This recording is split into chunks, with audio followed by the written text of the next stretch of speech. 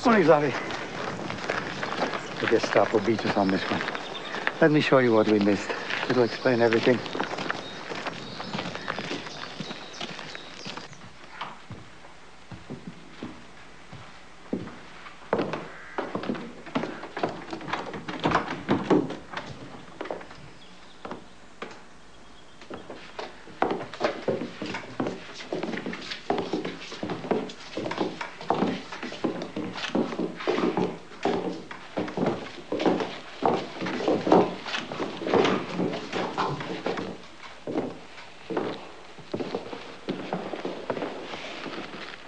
Close the door.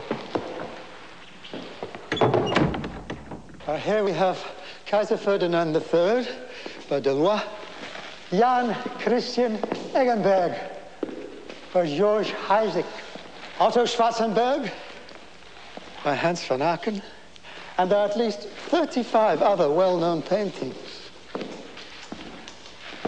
Imagine Bühler sitting here, door locked, like a dirty old man in a brothel. Well, they are very lovely paintings, sir. As state secretary in Poland, Bühler had access to everything. He shipped the stuff back to Stuttgart at the Interior Ministry. Now, Globus's men are now looking for Franz Luther of the Foreign Ministry. His position gave him the opportunity to travel abroad. And once or twice a year, until last week, he smuggled most of the artwork into Switzerland. Excepting Bühler's little souvenir collection. At some point last week, the three of them realized the Gestapo were closing in. 2 suicides, Bühler and Stuttgart, and no doubt a third. When Luther realizes there's no way out. I understand this is now in the hands of the Gestapo. On the direct orders of Reich Minister Heydrich himself. Well, that's it then. Yes, it is. I found Herr Bühler's prosthetic leg in his closet. So I don't quite understand why he would hop all the way down to the lake on one leg to commit suicide.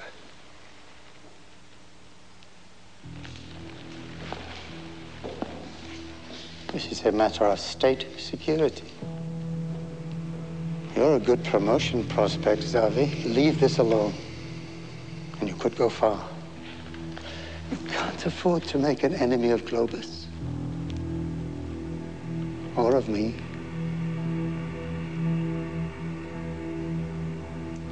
Yes, sir.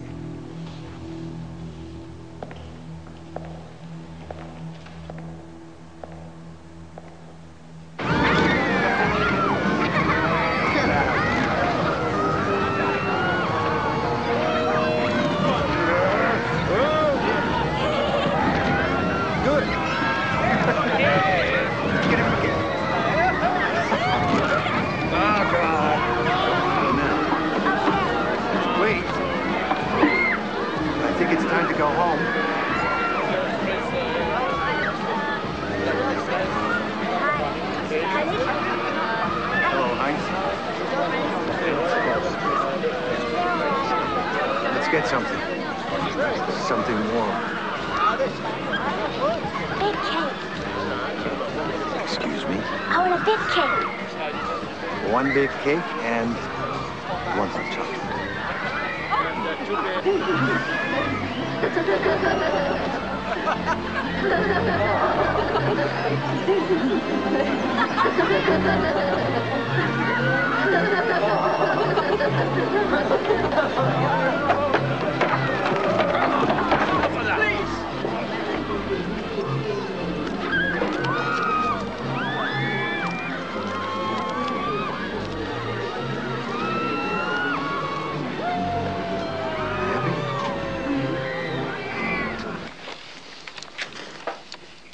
JC? I don't know. Where'd you get it? It was given to me for loyal services to the fatherland after the war. Who by? The Commander-in-Chief of the Navy, Dönitz. Think I could have it? Well, You can keep it for a while. Can't keep it forever. Yes, you can.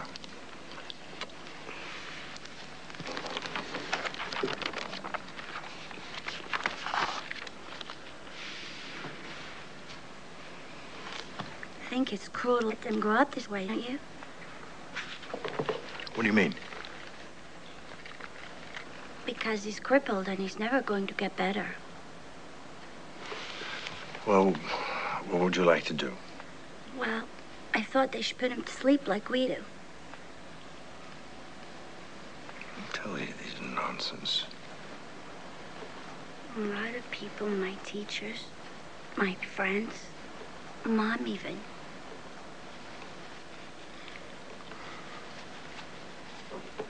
Let me tell you a story about a clockmaker. He was over 100 years old. Wrinkled face.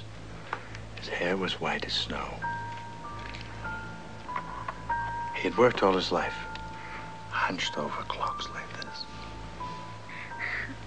So, he was a hunchback. People thought he was ugly. People of the village. And they used to call him names. So he lived on top of the mountain with all his clocks. And he worked day and night. While he was working all the time, he didn't notice that the hunch on his back started to grow bigger and bigger. And one day, when he went out for a walk, his nose almost touched the ground. That's how big it was. And that same night, he was working away, those little clocks. They suddenly stopped ticking. And he looked up. And he saw in the mirror 2 little feathers coming out of his coat. And he started growing. They were white. And he looked in the mirror. And he saw that he had these 2 big wings. And all the clocks started singing. And he opened the window, looked at the stars, and flew up in the sky. And what happened to him? He became an angel. Well, what happened to him? Well, we can't kill angels, can we?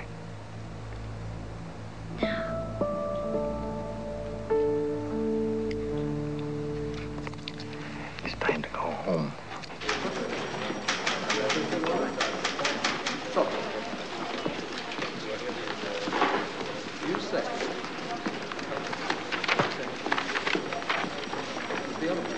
Release the young cadet.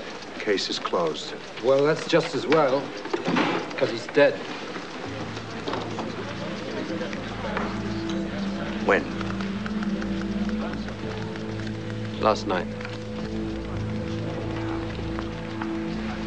How? He was training at the gym. He fell and broke his neck. No witnesses? No witnesses. The instructor said he loved gymnastics.